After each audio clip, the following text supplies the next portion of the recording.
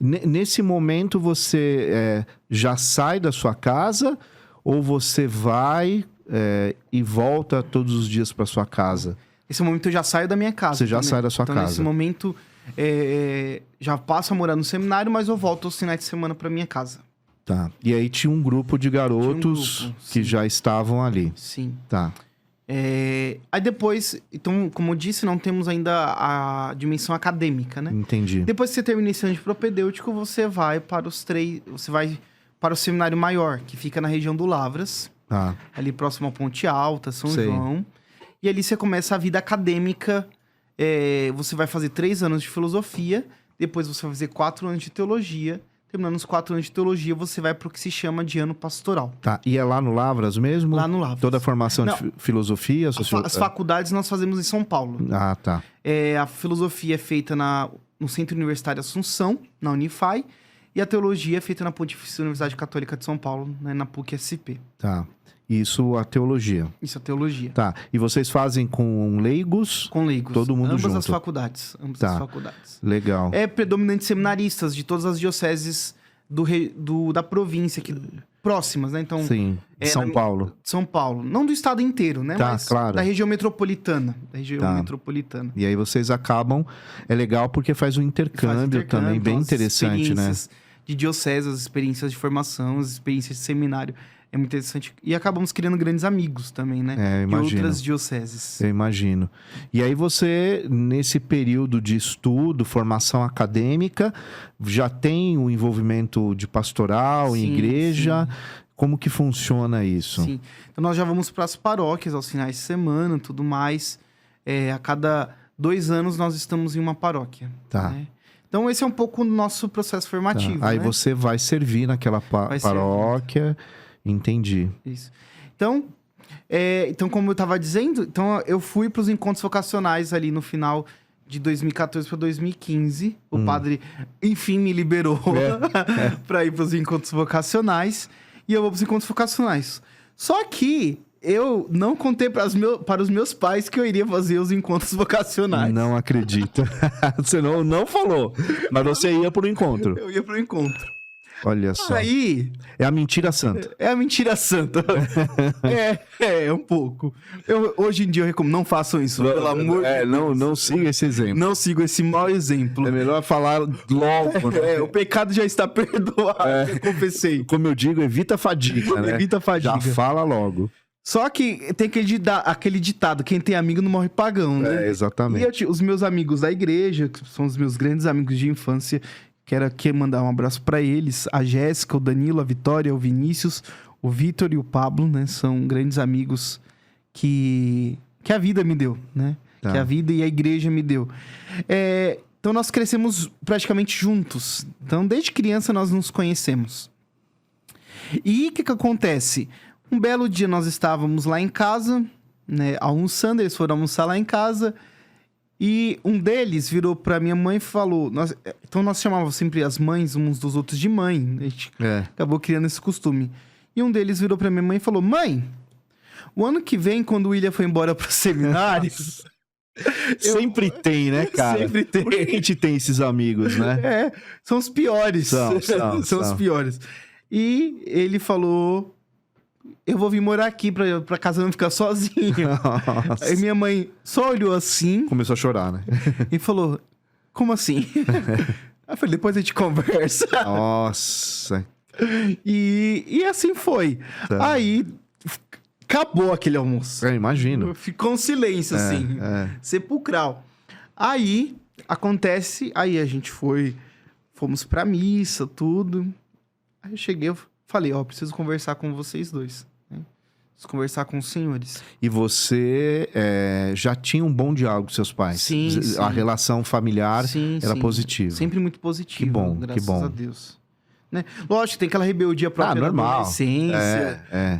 Todos nós passamos por isso, de certa forma. Mas sempre uma atitude muito respeitosa. Tá. Né? De temor mesmo aos pais, né? E aí eu falei, preciso conversar agora, né? Já que me fizeram uma coisa dessa, deixa eu resolver isso aqui. E eu fui conversar com eles. Então, falei, olha, eu sinto-me chamado ao sacerdócio, eu quero ser padre. E provavelmente ano que vem eu vou entrar no seminário para seguir o meu caminho. Meu pai tranquilamente aceitou, né? Falou: se esse é o caminho que você quer seguir, siga, né? Seja feliz. Com minha mãe foi mais difícil. Minha mãe, ela falou: você não vai ser padre. Eu não quero que você seja padre. Porque o que existia por trás, né, dessa fala da minha mãe? Acontece que minha mãe, ela queria netos. Tá. Né? Ela não queria que a geração dela acabasse em mim, né? Mas com o tempo, Deus foi agindo no coração da minha mãe, Deus foi trabalhando, ela foi entendendo. E hoje é a minha maior intercessora, né? É a minha maior intercessora. Como toda boa mãe, né? Como toda boa mãe. Mãe é isso, né? Às vezes elas têm... Mas também pensa bem, né, William? Filho único, né? Você ali era um cara da família, com princípios muito bons, né? Com todo um engajamento já em questão da pastoral.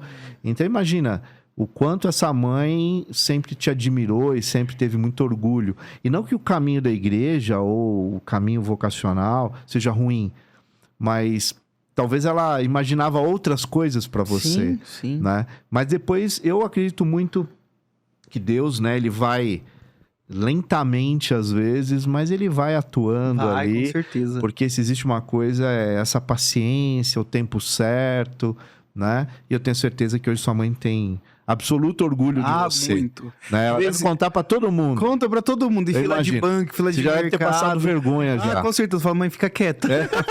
Eu imagino. Porque mãe é mãe. Mãe é mãe. Mãe é mãe. Mãe vem pra fazer a gente passar vergonha, cara. Minha mãe, por favor, mãe, desculpa. Mas mãe gosta dessas coisas, né? De vez em quando solta aquela foto, pega as minhas fotos, aí aproveita que eu tô de túnica, de batina, aí tira print e posta: que orgulho do meu filho. Mãe, né? Mãe é mãe. Mãe tem desconto. Então assim foi. Então aí contei pra eles, continuei o processo formativo, esse processo de discernimento dos encontros vocacionais. Mas que acontece uma coisa muito interessante. Eu vejo hoje, Marcelo, que Deus tem o seu tempo. E assim, e que se é pra acontecer, vai acontecer. É inevitável, né? É inevitável. Naquele ano que eu ia entrar no seminário, aconteceu que o bispo tinha decidido, ou melhor, naquele ano que eu estava fazendo os encontros vocacionais, o bispo decidiu que só ia entrar no seminário com 18 anos completos. Tá. Você tinha 17. Eu tinha 17. No ano, quando eu comecei a fazer os encontros vocacionais, eu ainda tinha 16 anos. Fiz 17 no percurso. E eu só faria 17 anos na metade... 18.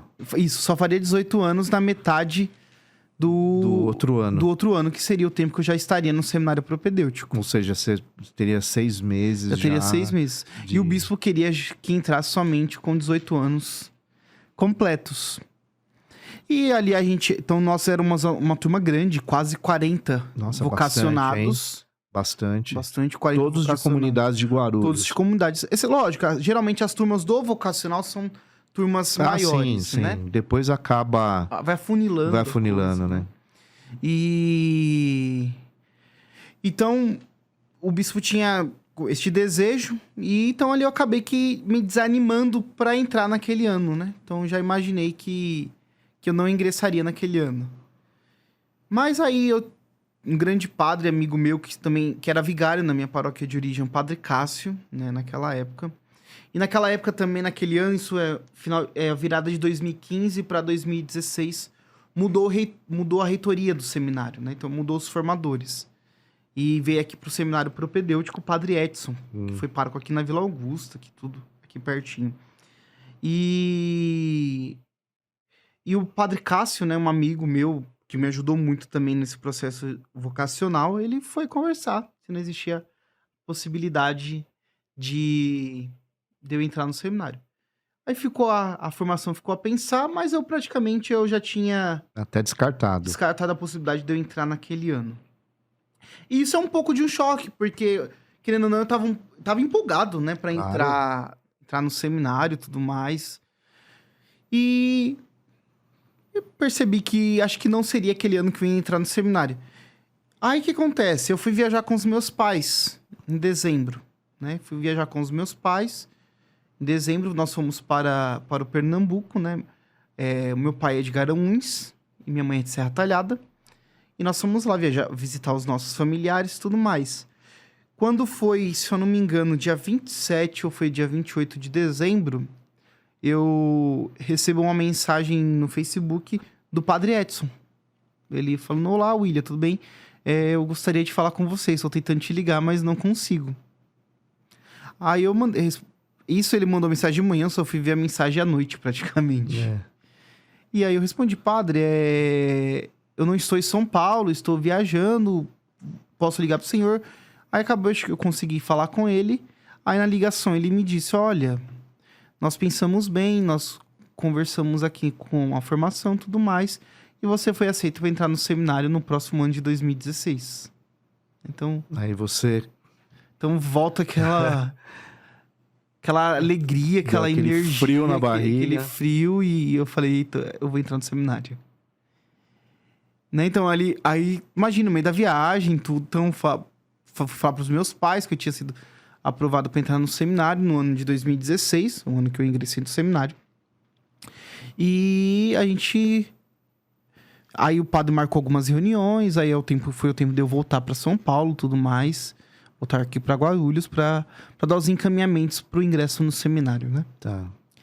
E como você havia perguntado, voltando um pouquinho na questão da escola, então, nesse período eu já falava na escola o que eu queria. Tá. Eu já falava que eu queria ser padre, que eu queria me dedicar ao sacerdócio e tudo mais.